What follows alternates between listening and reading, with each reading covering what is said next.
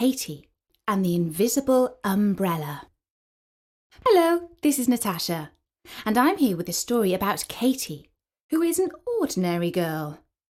But there's just one thing that's a bit different about her. She's a witch, and she can do magic tricks. Katie's grandmother had all sorts of beautiful but rather old-fashioned magical things.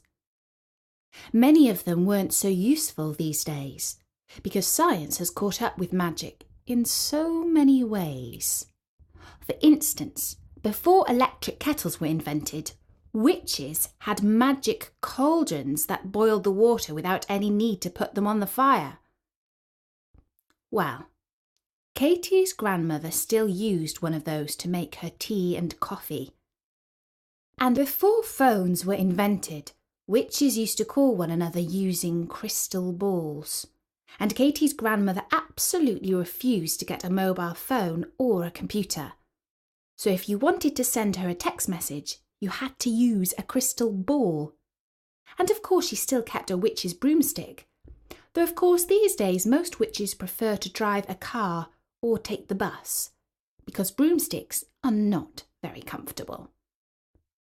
But one of Grandma's most beautiful possessions was her umbrella. It had a golden handle that was shaped like a head of a griffin. The fabric was decorated with old-fashioned magic symbols, which Katie could not understand, because these days most witches learnt to do spells in modern languages, like English or French. But they were very beautiful, and Katie loved looking at them. Grandma was always a little scatty, even in her young days, but as she got older, she became more and more forgetful. One day she left her umbrella in the patisserie shop. She only realised that she no longer had it when it rained the following Wednesday. She remembered that it had been raining when she visited the patisserie, and as the shop was near to where Katie lived, Katie went to fetch it. As Katie left the shop, it began to rain, and so naturally she opened the umbrella. Other people on the street were turning up their collars or dodging into doorways to avoid the downpour. Katie ambled along enjoying the dryness of her umbrella, but as she was passing the mobile phone store, a man barged into her. "Oh, you could say sorry or excuse me," exclaimed Katie.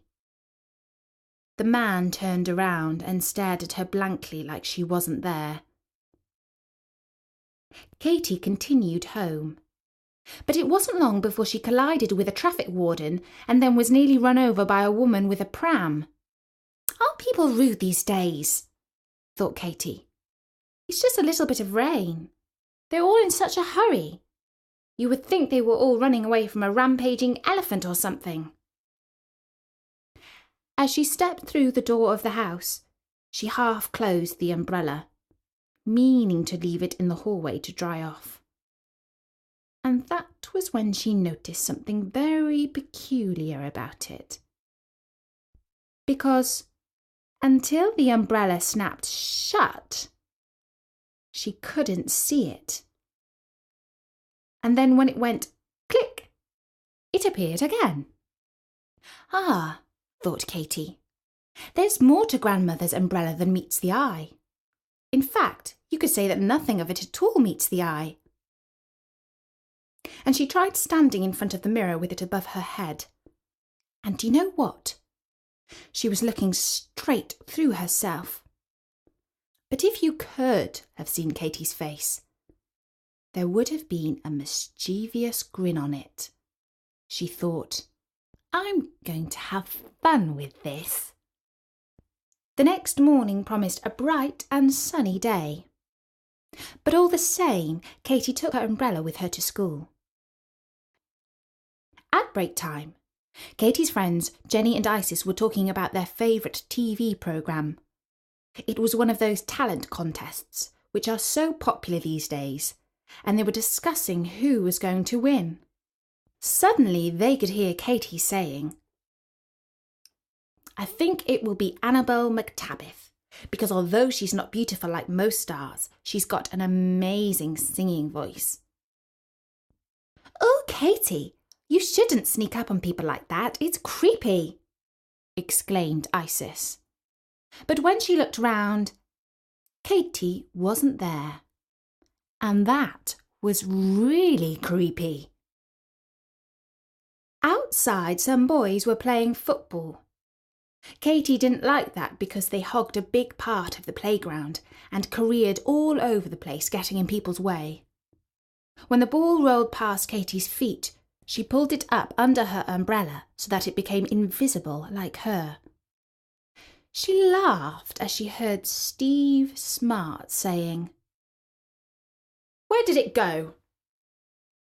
And all the boys were looking around all over the place. Then she carried the ball over to near the goalposts, which were actually 2 bags on the ground, and kicked it through them.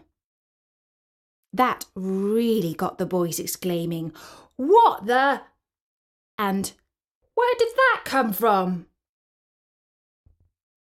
Next, Katie did something she had always wanted to do. She went into the teacher's staff room. She saw Miss Vile and Mr. Philpot sitting very cosily together, and she heard Mrs. Jefferson saying, "That boy Darcy Thomas has so many airs and graces that you would think he was royalty." And Miss Thomas was nodding and saying, "Well, you should see the parents. They're so stuck up that on Parents' Day I felt I ought to curtsy to them."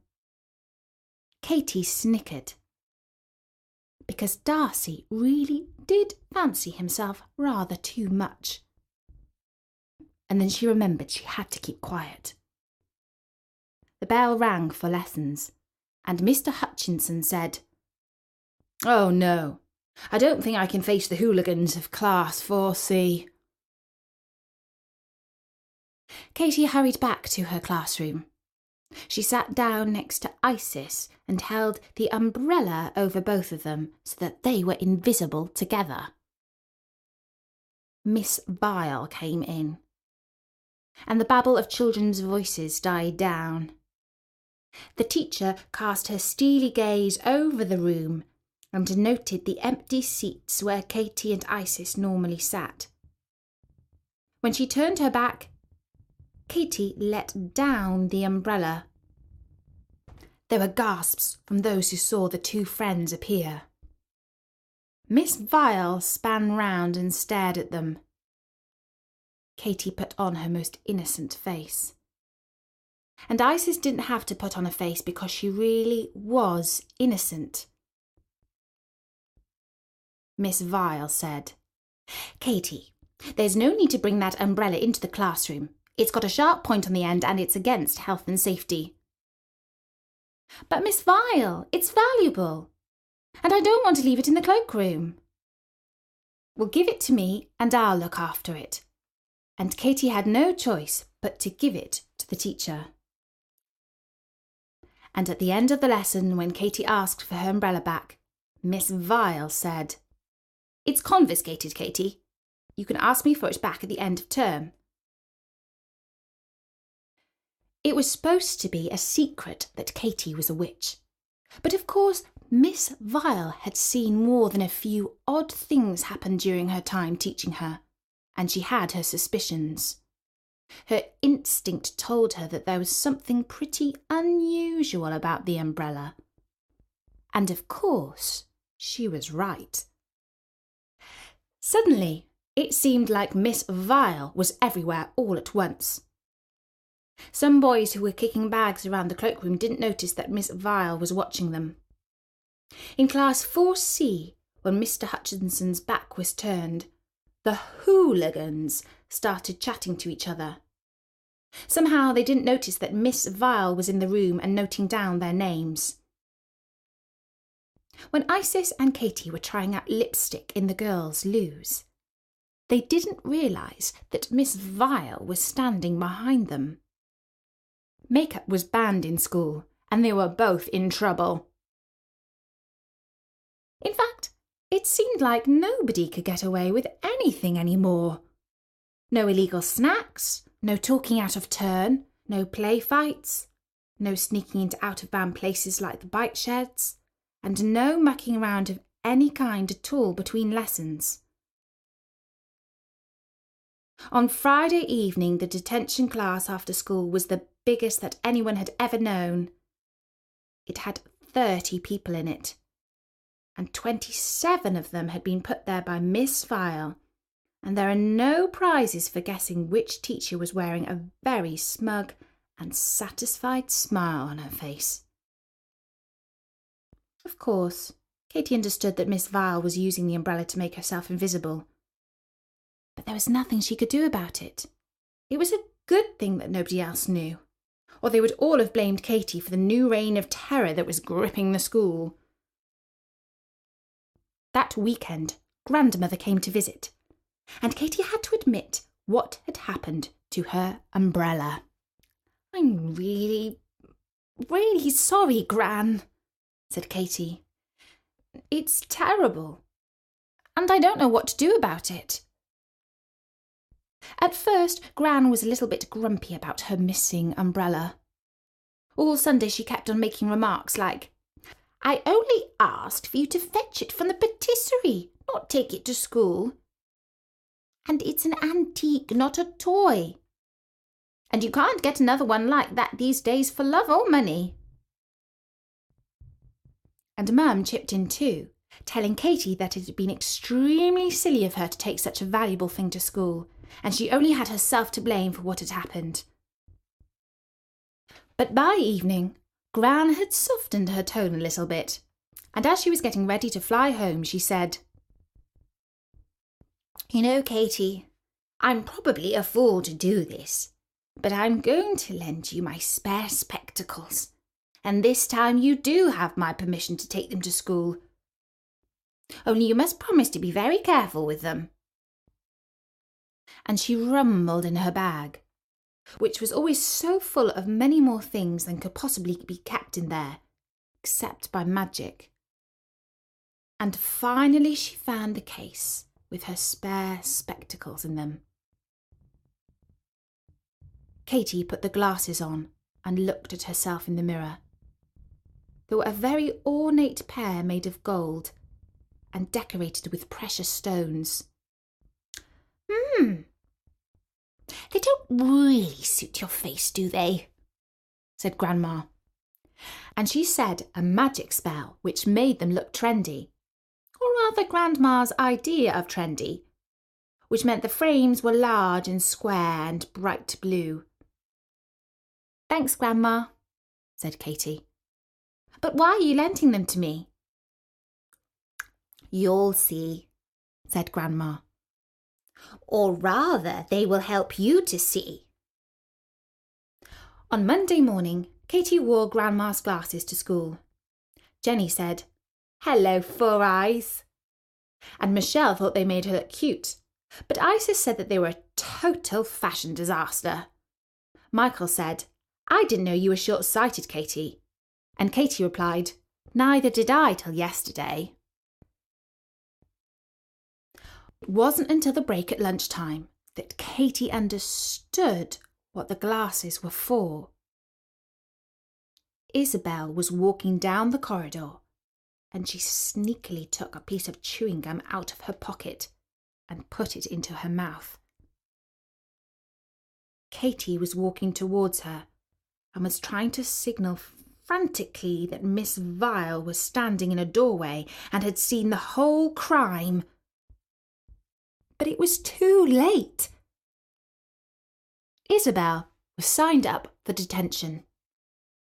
But of course, what Katy had also seen was that Miss Vile was holding up her umbrella over her head.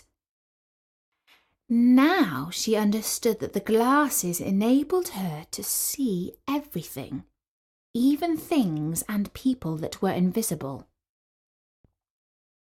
She decided to follow Miss Vile and see what she did next.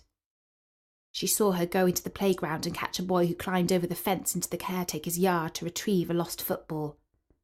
Then she saw Miss Vile go into the staff room. And you know what? She didn't take down her umbrella. That's a naughty Miss Vile, thought Katy. She's spying on the other teachers. After school, Katy saw Miss Vile standing by the school gate and watching them all. She was holding up her umbrella, and nobody could see her except Katy. Katy came up to her and said, "Hello, Miss Vile. Would you like a piece of chewing gum?" And Miss Vile said, "Katy, you know perfectly well that chewing gum is illegal. But nobody will see you, will they, miss?" And Miss Vile smiled. No, they wouldn't, would they? But as it happens, teachers can't break the school rules. It would be setting a bad example, and I would have to put myself in detention. Katy laughed and said, "That's good, because I don't actually have any gum. But miss, I've got a question. Do you think it's okay for teachers to use magic?" And a rather uneasy smile passed over Miss Vile's face, because she knew just as well as Katy that magic was against the school rules, and not just a little bit against them. "I mean," said Katy, "if Miss Hepworth was to find out that your recent success at crime detection was all down to my grandma's magic umbrella, do you think she would be pleased?" And as Miss Hepworth was the head teacher, Miss Vile realised that that was something she would not like to happen at all. Not one little bit. "Well, Katy," she said, "I heard on the radio this morning that the weather forecast is for rain. I don't think it would be right for me to hang on to your grandmother's umbrella any more. Perhaps you could take it home for me." And of course, Katy was happy about that. And wasn't that a super story about Katy and her magic umbrella? I bet you wish you had one. From me, Natasha. Goodbye.